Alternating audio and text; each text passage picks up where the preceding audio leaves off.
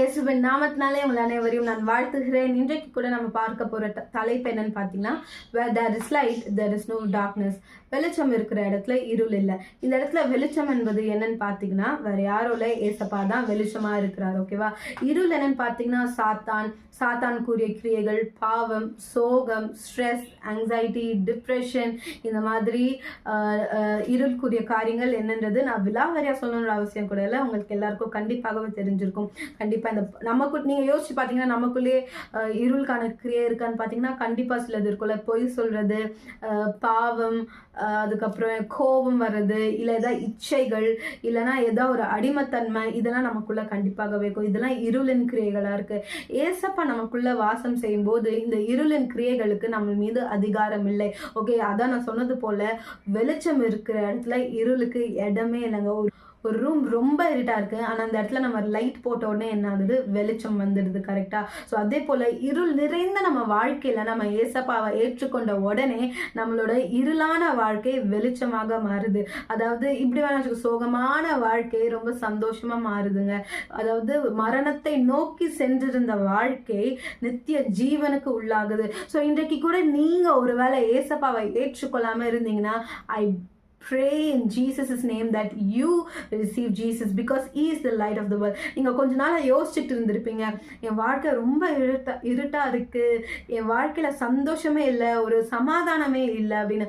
அது ஏன் பார்த்தீங்கன்னா உங்கள் வாழ்க்கையில் இயேசு இல்லாமல் இருந்திருக்காரு. நீங்கள் இயேசுவை அக்செப்ட் பண்ணாமல் இருந்திருக்கீங்க. ஒரு விஷயம் நீங்கள் இயேசுக்கு உங்களோட வாழ்க்கையை கொடுத்து பாருங்களேன், ஒரு பெரிய 360 டிகிரி டேர்ன் உங்களோட வாழ்க்கையில் நடக்கும். சில பேர் சொல்லுவீங்க, ரொம்ப கதை விடாதீங்க, நான் ஏசப்பாவை ஏற்றுக்கிட்டேன், நான் கிறிஸ்டியன் தான், நான் ரொம்ப நாளாக ஏசப்பா கிட்ட ப்ரே பண்ணிட்டு இருக்கேன், இருந்தாலும் என்னோட வாழ்க்கையில எந்த ஒரு மாற்றமும் இல்லைன்னா அப்போ உங்ககிட்ட விசுவாசம் குறைவா இருக்குங்க. தப்பா எடுத்துக்காதீங்க. நீங்க ஏசப்பாவை என்னதான் நீங்க ஏத்துக்கிட்டேன், நான் சர்ச் போறேன், எதுவா பண்ணிட்டு இருந்தாலுமே நம்ம ரிலிஜனை ஃபாலோ பண்ணல, நம்ம மதத்தை சார்ந்தவர்கள் இல்லை, நம்ம ஏசப்பா கூட ஒரு ரிலேஷன்ஷிப்ல இருக்கோம். இது ஒரு உறவை சார்ந்தது. நம்ம ஏசப்பா கூட ரிலேஷன்ஷிப்பில் இருக்கோம். விச் மீன்ஸ் உங்களுக்கு அந்த ரிலேஷன்ஷிப்பில் விசுவாசம்ன்றது ரொம்ப முக்கியமாக இருக்குங்க. ஒருவேளை நீங்கள் நான் ஏசுன்னு சொல்லி விசுவாசம் இல்லாமல் இருந்தீங்க அப்படின்னா அது எப்படிப்பட்டதுன்னா, எப்படி ஒரு உடல் வசனம் இருக்கு, ஒரு உடலில் உயிர் இல்லைன்னா அந்த உடலை நம்ம என்ன சொல்லுவோம், அந்த உடலுக்கு வேல்யூ இல்லை. அதே மாதிரி தான் நம்ம ஏசப்பான்னு சொல்லி அதில் விசுவாசம் இல்லை அப்படின்னா நம்ம சொல்றதுக்கு வேல்யூவே இல்லாமல் போயிடும். ஸோ இன்றைக்கு கூட ஃபர்ஸ்ட் கேட்டகரி, நீங்கள் இன்னும் ஏசப்பாவை ஏற்றுக்கொள்ளலை அப்படின்னா ஏசப்பாவை ஏற்றுக்கோங்க, உங்களோட வாழ்க்கை அழகாக மாறும். சில பேர் இல்லை, நான் ஏசப்பாவை ஏற்றுக்கிட்டேன், நான் இன்னும் சர்ச்க்கெலாம் போகிறேன், நான் பைபிள்லாம் வாசிக்கிறேன், நான் ப்ரேயெல்லாம் பண்ணுறேன் அப்படின்னா அப்போ உங்களோட விசுவாசத்தில் எங்கே விழுந்திருக்கீங்க நீங்கள் பாருங்கள். அந்த விசுவாசத்தை மீண்டும் புதுப்பிச்சு கொள்ளுங்க. அண்ட் இன்னொன்று, சில பேர் இன்னும் பாவத்தை பண்ணிக்கிட்டே இருந்து ஏசப்பாக்கு பிரியமில்லாத காரியங்கள் செஞ்சுக்கிட்டு இருந்தீங்கன்னா இருளுக்கு நீங்கள் இன்னும் இருள் உங்களோட வாழ்க்கையில இன்னும் ஆளுகை செஞ்சுட்டு தான் இருக்கும்.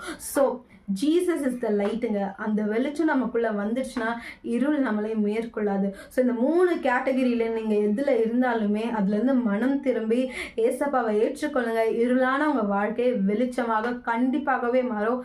I bet on it. Yes, I bet on it because once I was in darkness, today when Jesus came in my life, it is full of light. Okay, so அதே உங்களுக்கு கண்டிப்பாகவே நடக்கும்ன்றதை நான் வேண்டிக்கிறேன். வாங்க இப்போ நம்ம ஜெபிப்போம். Jesus, we thank you for this beautiful day. அப்பா, இன்றைக்கு எங்களுக்கு கொடுத்த இந்த அற்புதமான வார்த்தைக்காக உமக்கு கோடான கோடி நன்றி. அப்பா, இருளின் அதிகாரங்களுக்கு எங்கள் மீது அப்பா எந்த ஒரு கண்ட்ரோலும் இல்லாண்டவரே, வெளிச்சமான வாழ்க்கை நீங்கள் எங்களுக்கு கொடுக்க வந்திருக்கிறீர் இயேசுவே. நீங்கள் எங்களோட வாழ்க்கையை ஆளுகை எடுத்துக்கொள்ளுங்க ராஜாங்க. பார்க்குற யாராவது உங்களை இன்னும் ஏற்றுக்கொள்ளலைன்னா அவங்களோட இருதயங்கள் திறக்கப்படட்டும் ராஜா, அவங்களை ஏற்றுக்கொள்ளட்டும் ஆண்டவர். அந்த வெளிச்சத்தை அவங்க உணரட்டும் ராஜா. அப்ப அதே போல யாராவது விசுவாசத்துல குறைவுபட்டவர்களா இருந்தா அப்பா அந்த விசுவாசத்தை நீங்க அதிகரிங்க ராஜா. அப்பா, let them not follow a religion but a relationship with you Father God ஆண்டவரே. அதே போல யாராவது அப்பா உங்களை ஏற்றுக்கொள்ளு திரும்ப பின்மாற்றத்தில் போய் திரும்ப அந்த இருளை விழுந்திருந்தா அவங்களை மீட்டுக்கொள்ளுங்க. உங்களோட மீட்பின் கரம் அவங்களை அதுல இருந்து வெளியில கொண்டு வரட்டும் இயேசுவே. அப்பா, எல்லாத்திற்காகவும் நன்றி. இயேசுவின் நாமத்தினால் நான் ஜெபிக்கிறேன் ஜீவனில் நல்ல பிதாவே. ஆமீன். ஆமீன். God bless you. Have a great day.